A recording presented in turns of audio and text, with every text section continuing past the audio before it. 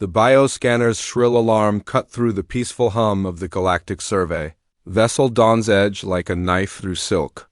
Lieutenant Kor nearly dropped his cup of thermal brew as the readings flashed across his monitor in angry red digits. His 3 eyes widened in disbelief as he stared at the impossible numbers scrolling down his screen. "Captain Vell to the bridge immediately," he called through the ship's communication system, his voice cracking with barely contained panic. Within moments, Captain Vell's graceful form glided onto the bridge, her silver skin catching the soft blue lights that illuminated their workspace. The Althurian species had evolved on a world where the greatest predator was a creature no larger than a domestic pet, and their peaceful nature reflected this gentle evolutionary path. Violence was so foreign to their culture that they had to study ancient historical records just to understand the concept. "What seems to be the matter, Kor?" Vell asked, settling into her command chair with fluid movements that spoke of millions of years of evolution in low-gravity environments. "We have detected a derelict vessel approximately 3 light minutes from our current position," Kor replied, his voice steadying as he focused on the technical aspects of his report. "Initial scans suggest it is of unknown origin, possibly from the sector designated as Terra by the Galactic Council." Vell nodded thoughtfully. The Terran sector had only recently been discovered, and their species had not yet made formal contact with the galactic community. The preliminary reports suggested they were a young civilization, still confined to their home system. "Have you attempted standard communication protocols?" she asked. "Negative, Captain. The reason I called you here immediately is because of these readings." Kor's manipulator appendages danced across his console, transferring the bioscan data to the main view screen. The bridge fell silent as the crew absorbed what they were seeing. 2 life forms were aboard the derelict vessel. The first registered as a Class 9 apex predator, a classification so high that it existed only in theoretical frameworks. The Galactic Survey had never encountered a Class 9 in actual space. The highest classification they had ever recorded was a Class 6, and that creature had been safely contained on a research station with no fewer than 50 security protocols. The second life form was smaller, but somehow even more terrifying. The bioscanner couldn't even assign it a proper classification. Every marker indicated predatory behavior, so refined and deadly that their instruments simply displayed error messages when trying to categorize it. "This cannot be accurate," whispered Science Officer Lin from her station near the rear of the bridge. "No creature could possibly register these readings and still be contained within such a small vessel." Captain Vell studied the data with growing unease. The larger creature showed readings consistent with a persistence hunter, something their peaceful galaxy had never produced. The muscle density, bone structure, and neural activity patterns all suggested a being designed for tracking and taking down prey over vast distances and extended periods. Most disturbing of all, the brain scans showed complex higher reasoning combined with predatory instincts. "Captain," Kor continued, his voice barely above a whisper, "the smaller creatures' readings are even more concerning. Look at these neural pathways." The data showed a brain that was essentially a biological killing machine. Every synapse seemed designed for hunting, tracking, and eliminating prey with maximum efficiency. The creature's sensory organs were so advanced that they could presumably detect the slightest movement from vast distances, and its reflexes registered at speeds that defied belief. "What do you think they are doing aboard that vessel?"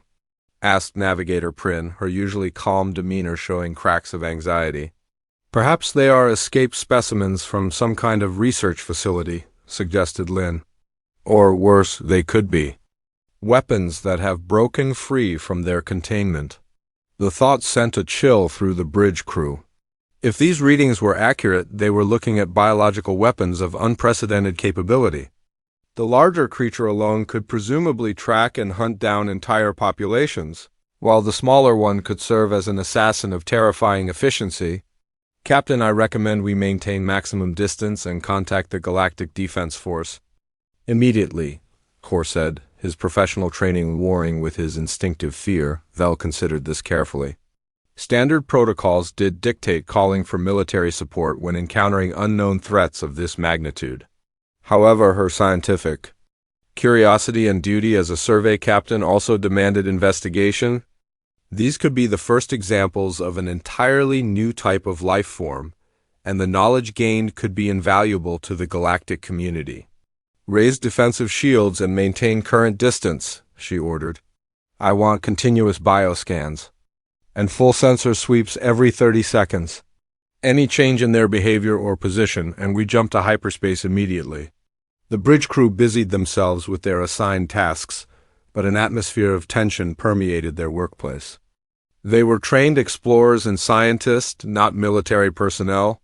The idea of being in proximity to creatures that could theoretically hunt and kill them with ease was paralyzing. "Captain, the derelict vessel appears to be losing power," reported Engineering Officer Tom. "Life support systems are failing and atmospheric integrity is declining." This presented a new dilemma.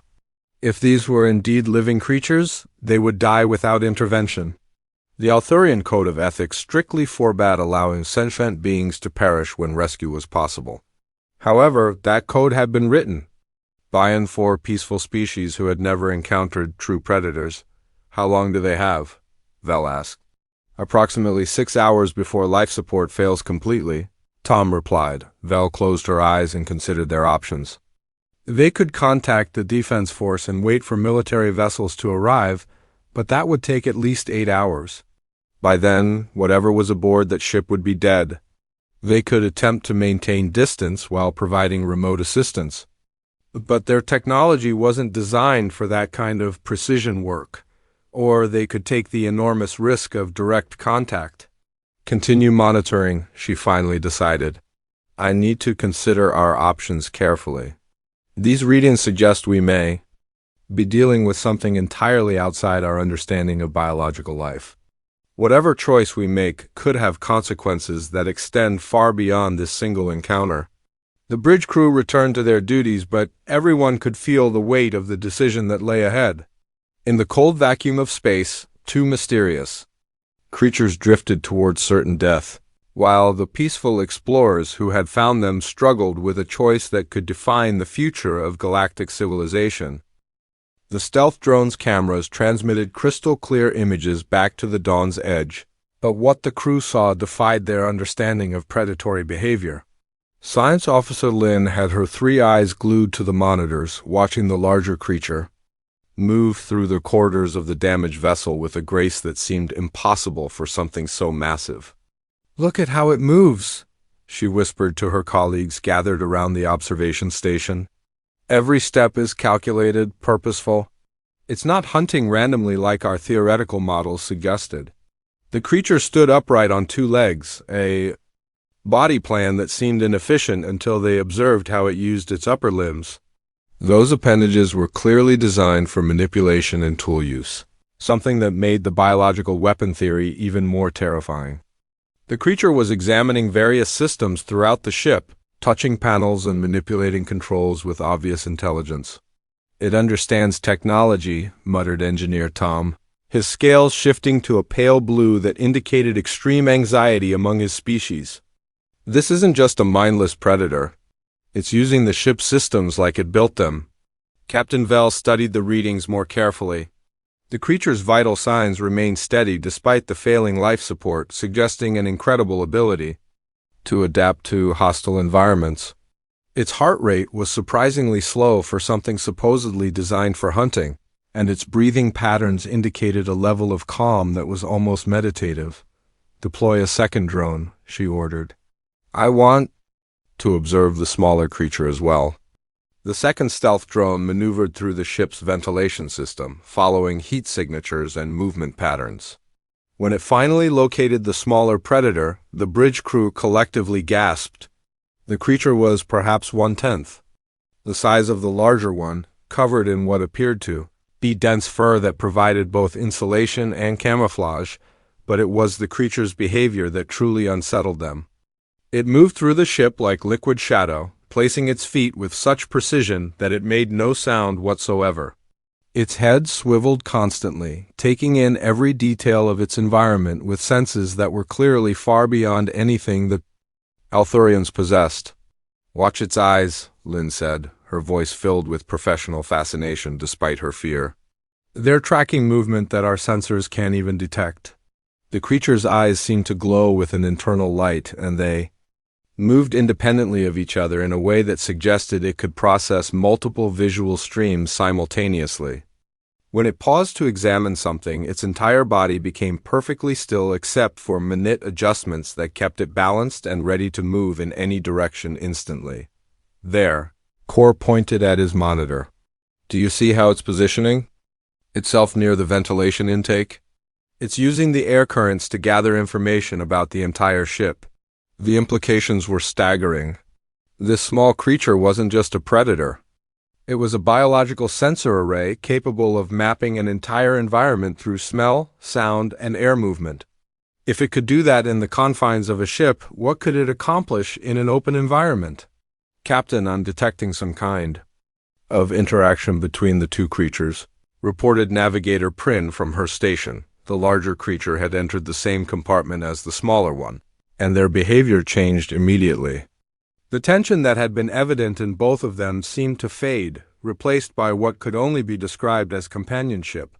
The smaller creature approached the larger one without any of the caution it had shown while moving through the ship. "They know each other," Vel observed. "This isn't a predator-prey relationship or even a symbiotic one. They're traveling together by choice." The larger creature reached down with one of its manipulator appendages and made contact with the smaller one. The gesture appeared to be some form of physical comfort, and the smaller creature responded by producing a sound that their audio sensors picked up as a low, rhythmic vibration. "That sound," Lynn said, running the audio through her analysis programs. "It's not a threat display or communication. The frequency suggests it might actually be a pleasure response." The crew watched in growing amazement as the two creatures interacted. The larger one seemed to be checking on the smaller one's condition, while the smaller creature appeared to be providing some form of emotional support in return. It was a dynamic unlike anything in their scientific databases. "Look at this," Tom called from his engineering station. The larger creature is attempting repairs on the life support system. The images from their drone showed the creature working with tools that appeared to be improvised from materials found throughout the ship. Its movements were efficient and purposeful, suggesting not just intelligence but extensive technical knowledge. Within minutes, it had managed to extend the life support functionality by several hours. "It's buying time," Vel realized. "It knows. The ship is dying, and it's trying to extend their survival window."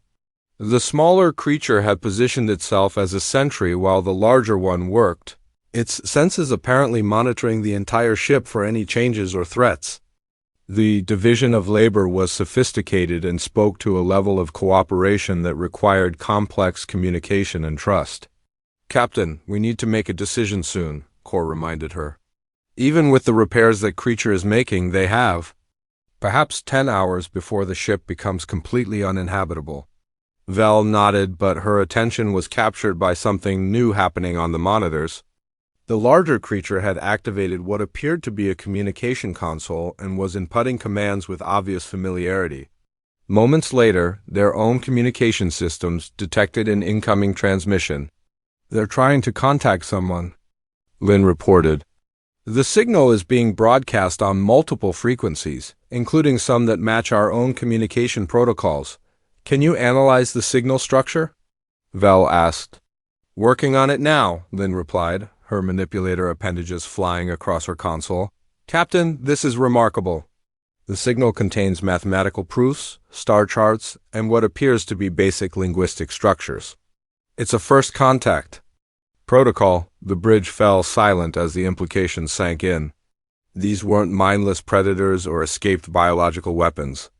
They were intelligent beings attempting to establish communication using recognized galactic standards. The contradiction between their sensor readings and their observed behavior was complete and baffling. "They know we're here," Vel said quietly. "That communication isn't random.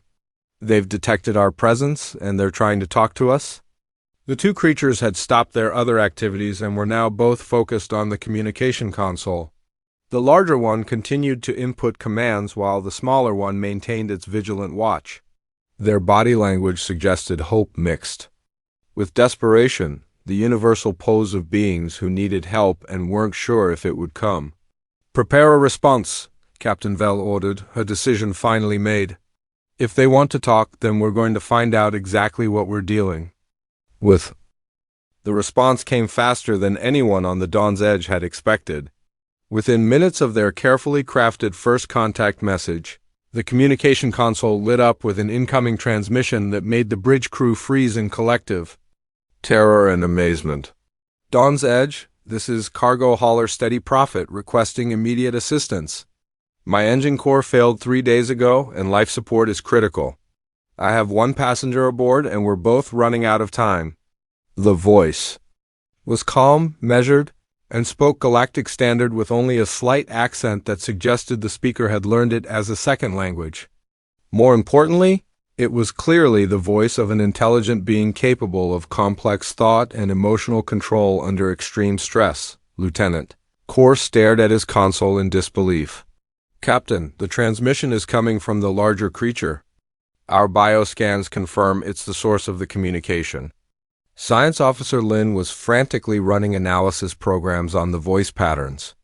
The linguistic structure is consistent with high intelligence. Vocabulary usage suggests education and technical knowledge. "But Captain, this doesn't match what our sensors are telling us about its biological nature." Captain Vell found herself in completely uncharted territory. Every protocol she had learned assumed that first contact would be with beings whose biology roughly matched their peaceful evolutionary development. Nothing had prepared her for a creature that registered as a galactic class predator but spoke like a university-educated civilian requesting routine assistance. "Steady Profit, this is Captain Vell of the Galactic Survey Vessel Dawn's Edge. We have received your distress call and are prepared to offer assistance. Please identify yourself and your passenger for our records." The pause that followed seemed to last forever, though it was actually only a few seconds. When the response came, it carried a note of relief that was unmistakably genuine. "Thank you. Captain Vell, I'm Tom Bradley, licensed cargo pilot from Earth. My passenger is Biscuit. And before you ask, yes, that's really his name. We were hauling a load of rare minerals to the Proxima station when my engine started acting up. I've been drifting for 72 hours trying to jury-rig a solution, but I'm afraid I'm out of options." Engineer Tom looked up from his console, with confusion written across his features. "Captain, Earth is the primary world in the Terran sector. According to our databases, they haven't achieved faster-than-light travel yet. How is this Tom Bradley hauling cargo between star systems?" "Maybe our intelligence was wrong," suggested Navigator Prin. "Or maybe they developed space travel faster than we estimated." Captain Vell was more concerned with the immediate situation. The creature calling itself Tom Bradley was obviously intelligent and seemed genuinely distressed about its situation. The readings from their bioscanners hadn't changed, but the behavior they were observing didn't match those readings at all. "Tom Bradley, we are going to extend our docking tube to your vessel. Please prepare for emergency evacuation procedures. Are you and your passenger capable of moving under your own power?" "Affirmative, Captain.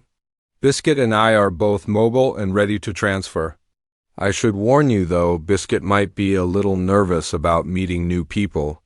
He's not great with strangers, but he's harmless." Lin nearly laughed at the irony. Their sensors said the smaller creature was potentially the most dangerous life form they had ever encountered, and its companion was describing it as harmless and nervous around strangers. "Understood, Tom Bradley. We'll prepare appropriate accommodations for both of you." As the Dawn's Edge maneuvered closer to the damaged cargo hauler, Captain Vell made a decision that went against every instinct her species possessed. She ordered the bridge crew to maintain normal duty stations and avoid any actions that might be interpreted as threatening. If these creatures were truly intelligent beings in distress, she wanted their first impression of the galactic community to be positive. "All hands, this is the captain," she announced over the ship's communication system. "We are conducting an emergency rescue of 2 beings from the Terran sector. I want everyone to remember that this may be first contact for their species. Professional behavior and peaceful intentions are our priority. The docking procedure took nearly an hour, with both ships taking extreme care to ensure a proper seal.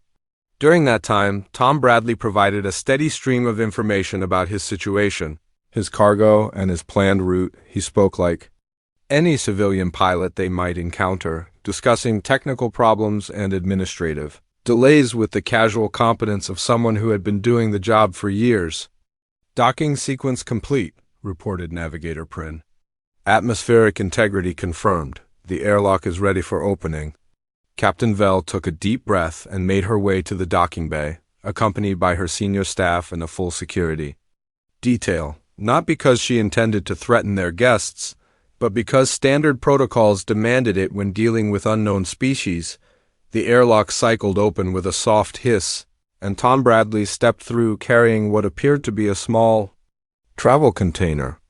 The Althurian crew got their first direct look at what their sensors had classified as a Class 9 apex predator. He was tall by their standards, perhaps 2 meters in height, with a lean build that suggested both strength and endurance. His skin was darker than theirs, with short hair covering his head and facial features that were surprisingly expressive. Most striking were his eyes, which looked directly at them with obvious intelligence and what appeared to be gratitude. "Captain Vell, I assume," Tom said, extending one of his upper appendages in what they would later learn was a human gesture of greeting. "Thank you for responding to our distress call. I was starting to think we weren't going to make it." His voice carried the same calm tone they had heard over the communication system, but now they could see the subtle signs of stress and exhaustion that he had been carefully controlling. This was a being who had spent 3 days believing he might die in the cold vacuum of space, yet he was maintaining his composure and expressing gratitude to his rescuers. "You are most welcome, Tom Bradley," Captain Vell replied, carefully mimicking his gesture with one of her own manipulator appendages. "We are honored to provide assistance to a fellow traveler." Tom smiled, an expression that transformed his entire face and somehow made him seem even more approachable despite the predatory features their sensors insisted he possessed. "Please, just call me Tom, and I should probably let Biscuit out before he gets too restless in there." He set down the travel container and began manipulating what appeared to be a locking mechanism. The Althurian security detail tensed as they prepared to encounter what their instruments claimed was a biological killing machine compressed into a package smaller than most of their scientific equipment. The container opened with a soft click, and Tom reached inside to gently lift out his passenger. "Come on, buddy. Time to meet some new friends." The creature that emerged defied every expectation they had formed. Biscuit was covered in orange and white fur, with large eyes that seemed to take in everything around him with curious intelligence. Rather than the coiled menace they had expected, he appeared relaxed and completely comfortable in Tom's arms. "This is Biscuit," Tom said, gently stroking the creature's fur. "He's been my co-pilot for about 2 years now. Best navigator I've ever worked with." Biscuit made the same low, rhythmic sound they had heard through their audio sensors, and several members of the Althurian crew found themselves unconsciously relaxing at the pleasant vibration. "He's purring," Tom explained, noticing their reaction. "It means he's content. He likes meeting new people once he gets used to them."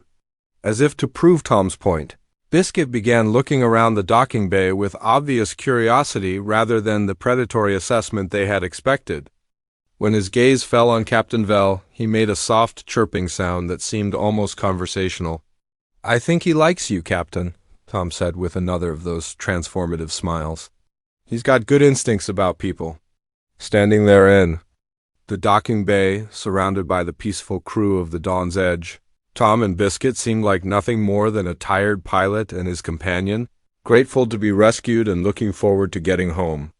The disconnect between their sensor readings and reality was so complete that Captain Vell began to wonder if their instruments might be malfunctioning. "Perhaps we should continue this conversation in more comfortable surroundings," she suggested. "I'm sure you both could use some rest and proper food." "That sounds wonderful," Tom replied. "It's been a long 3 days."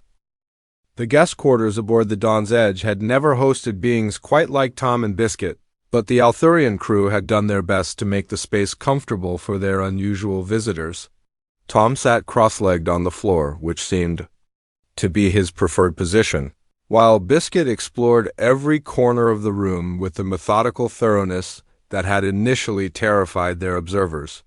"The atmospheric mixture is perfect," Tom said, taking a deep breath and visibly relaxing for the first time since coming aboard. "I was getting a little worried about the oxygen levels on my ship during the last few hours." Science Officer Lynn watched from the doorway, her instruments still registering the same impossible readings even at close range. "Tom, may I ask about your planet's evolutionary history? Our bioscanners are detecting some unusual characteristics in both you and Biscuit." Tom looked puzzled for a moment, then understanding dawned on his face. "Oh, right. You probably haven't encountered many species from high-competition environments before. Earth is what we call a death world compared to most inhabited planets. We've learned about—" The casual way he said it sent chills through the assembled crew. A death world was a theoretical concept in galactic science, a planet so hostile that any life developing there would need to become supremely adapted for survival. "Death world?" Captain Vell asked, settling into one of the room's chairs with careful grace. "Well, that's what the Centauran traders called it when they first visited our system," Tom explained. "Everything on Earth evolved in competition with everything else. We have weather that can kill you, predators that hunt in packs, diseases that adapt faster than we can cure them, and natural disasters that can reshape continents." He reached over to scratch behind Biscuit's ears, and the small creature leaned into the touch while continuing his investigation of a particularly interesting scent near the ventilation grate. "Humans evolved as persistence hunters," Tom continued. "We're not the fastest or strongest predators, but we can outlast almost anything. We can run for hours, track prey across vast distances, and use tools to solve problems that would stop other species cold." Engineer Tom looked up from his portable scanner. "That explains the muscle density and cardiovascular system we're reading?" "But what about Biscuit?" Tom grinned. "Cats are obligate carnivores and solitary hunters. Biscuit's ancestors could take down prey much larger than themselves using stealth, speed, and precision. They have some of the best reflexes in Earth's animal kingdom, night vision that puts most technology to shame, and hunting instincts that are basically hardwired into their brains." As if summoned by the discussion, Biscuit suddenly froze in place, his entire body focused on something the Althurians couldn't detect. In one fluid motion, he pounced on empty air and landed with something small struggling in his mouth. "Biscuit, no," Tom said firmly. "Drop it." The small creature immediately released what appeared to be a tiny maintenance drone that had been performing routine inspection duties. The drone buzzed away unharmed while Biscuit sat back on his haunches, looking supremely pleased with himself. "Sorry about that," Tom apologized. "His hunting instincts kick in automatically when he sees small things moving quickly. He's not actually trying to hurt anything. It's just genetic programming from millions of years of evolution." Lieutenant Core stared at the casual display of hunting prowess they had just witnessed. He detected that drone through the wall, calculated its movement pattern, and intercepted it perfectly. "Our sensors couldn't even track what he was doing." "That's cats for you," Tom said with obvious affection. "They're basically perfect biological hunting machines. But the thing is, they don't have to hunt anymore. Biscuit gets all his food from me, so his hunting behavior has become more like play." "Play?" Navigator Prin asked. "Entertainment, exercise, mental stimulation," Tom explained. "Humans and cats have been companions for thousands of years. We domesticated each other, you could say. Cats helped us control pests and provided companionship, while we gave them food, shelter, and protection. The concept was revolutionary to the Althurian crew. Their own planet had never developed predator-prey relationships complex enough to lead to interspecies cooperation. The idea that two different types of hunters could form bonds based on mutual benefit rather than competition was fascinating.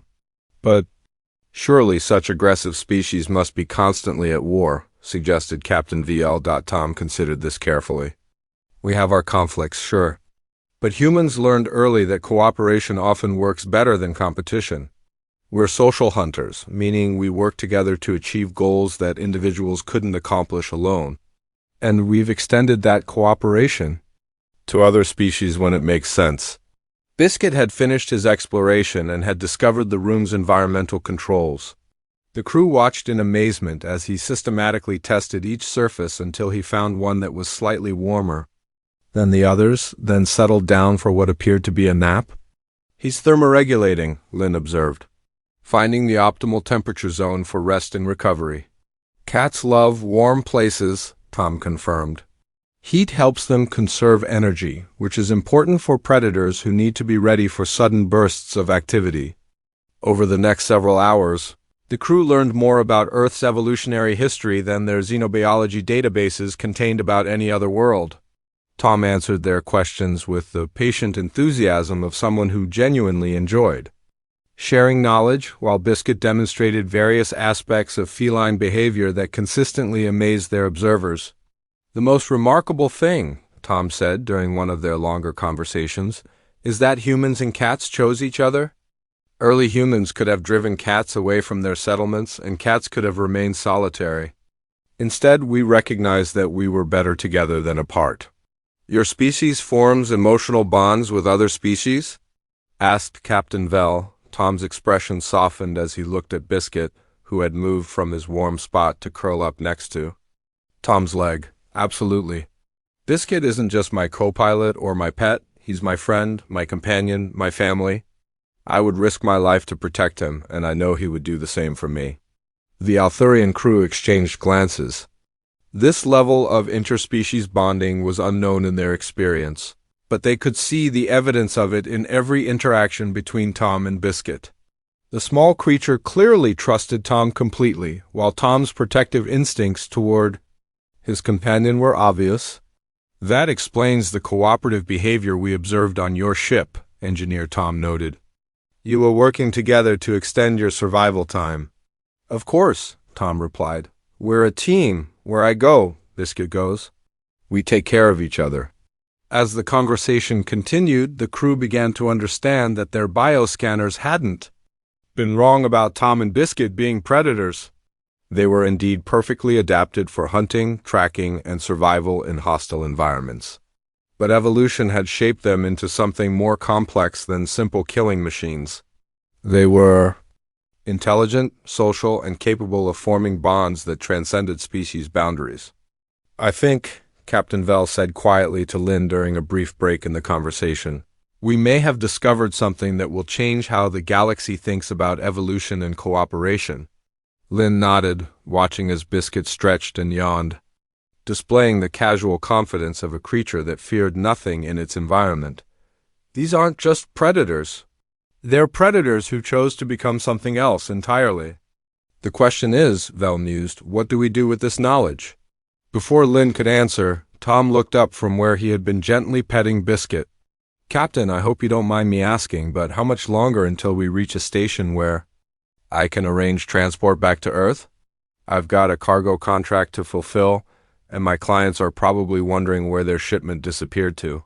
His matter-of-fact attitude toward returning to work after nearly dying in space was perhaps the most human thing he could have said. Here was a being evolved for survival in the harshest conditions, who had faced death with calm determination and was now primarily concerned with meeting his professional obligations. We should reach Harmony Station within 2 days, Captain, Vell replied. I'm sure we can help you make appropriate arrangements. Perfect, Tom said with a smile. And thank you again for the rescue. Meeting you folks has been the highlight of what could have been a pretty terrible week. The irony wasn't lost on anyone present. The galaxy's most peaceful species had just rescued what their instruments claimed were among its most dangerous predators, and the experience had been nothing but pleasant for everyone involved. The docking bay at Harmony Station buzzed with activity as word spread about the Dawn's Edge's unusual passengers. Representatives from a dozen different species had gathered to catch a glimpse of the beings, whose bio readings had caused such a stir in the galactic scientific community. Tom seemed completely oblivious to the attention, focused instead on checking his personal belongings and making sure Biscuit was comfortable in his travel carrier. "I really can't thank you enough," Tom said to Captain Vel as they prepared to disembark. "You saved our lives and you've been incredibly kind hosts. I hope this won't be the last time our species interact." Captain Vel found herself genuinely sorry to see them go. Despite the initial terror their bio readings had caused, the past 2 days had been among the most interesting of her career. "Tom, before you leave, I want you to know that you've changed how we think about evolution and intelligence." "Really?" Tom looked genuinely surprised.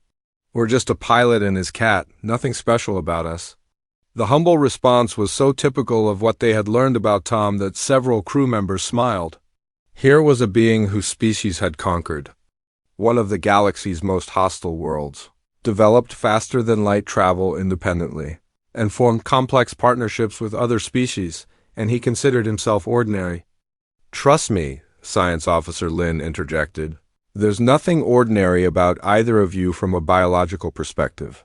As they made their way through the station's corridors, Tom attracted curious stares from various alien species, but he seemed to take it in stride. Biscuit, visible through the transparent sections of his carrier, drew even more attention. Several beings had clearly never seen anything like a cat before. "Tom Bradley," a voice called from across the main concourse.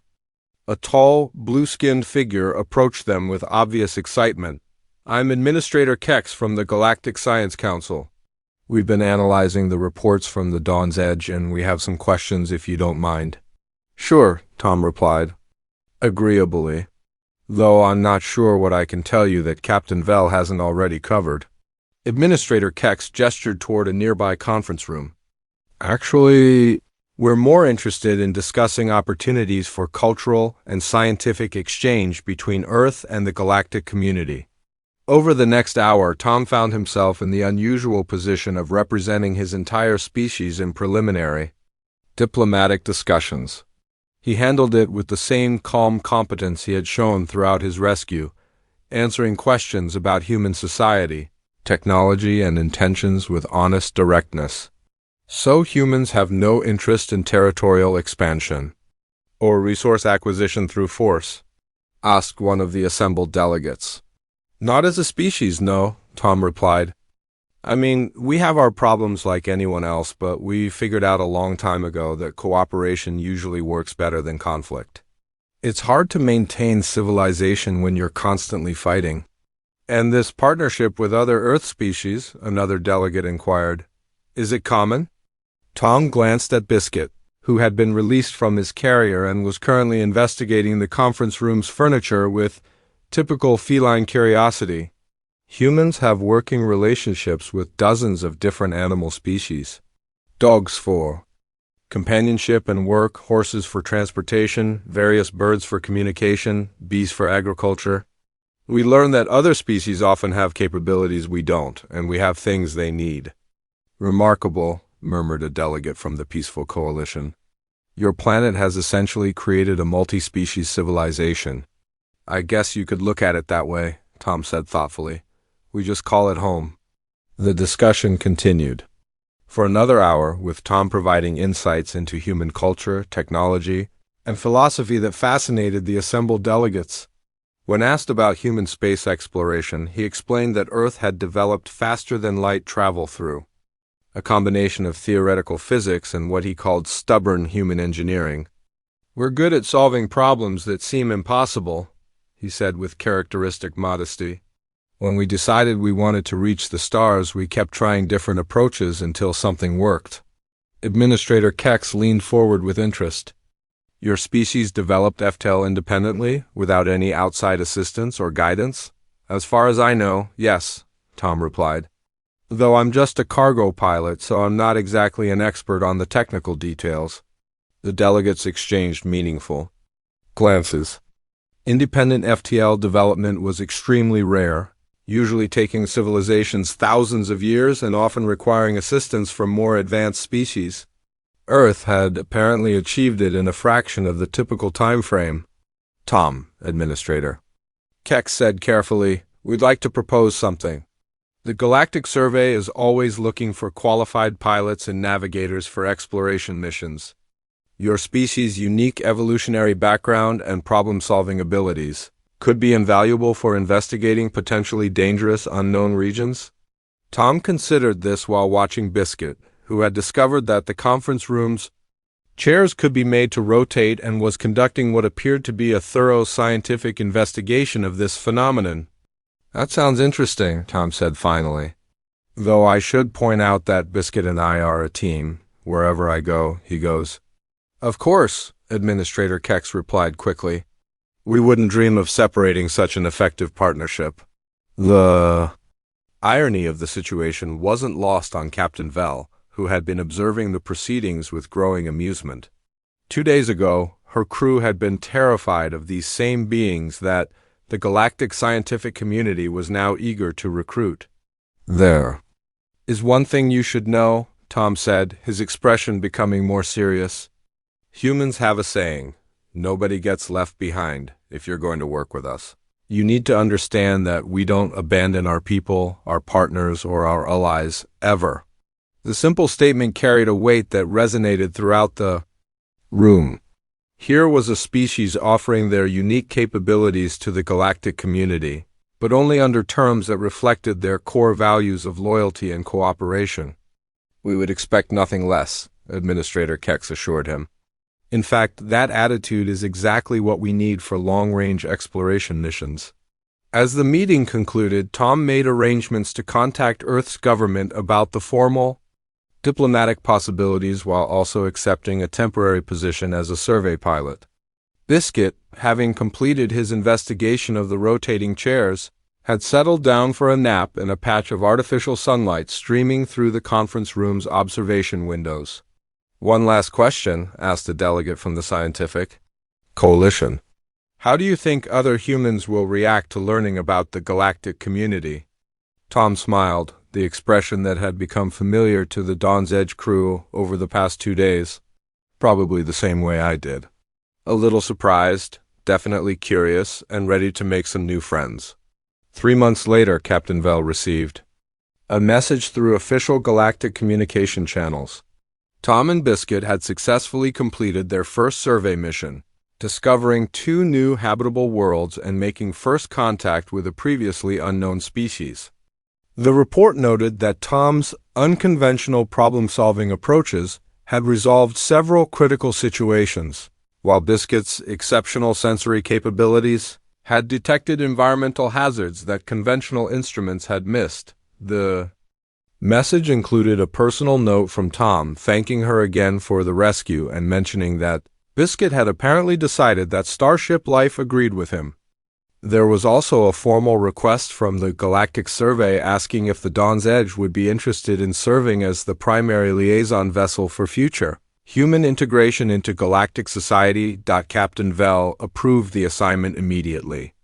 After all, her crew had been the first to learn that sometimes the most dangerous-looking beings make the best friends, and that evolution could produce predators wise enough to choose cooperation over conquest. The galaxy was about to become a much more interesting place.